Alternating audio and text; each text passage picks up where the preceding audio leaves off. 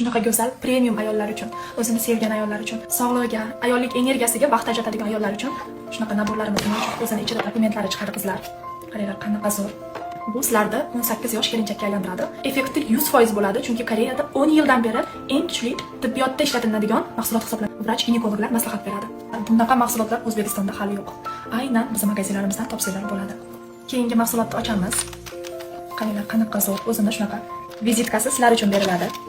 Kompaniya haqidagi ma'lumotlarni bemalol o'qib o'rgansanglar bo'ladi internetda. Koreyada ham ayollar juda ham sevadi buni qizlar. Qizlardek bo'lib yurishlarini ham sababi aynan shu mahsulotlarda. Hech qanday sog'ligingizga zarari yo'q qizlar, chunki Koreyada bilasizlar, mahsulotlar juda ham chuqur tekshiruvlardan o'tkaziladi. Aynan bu mahsulotlarning sertifikatlarigacha bor.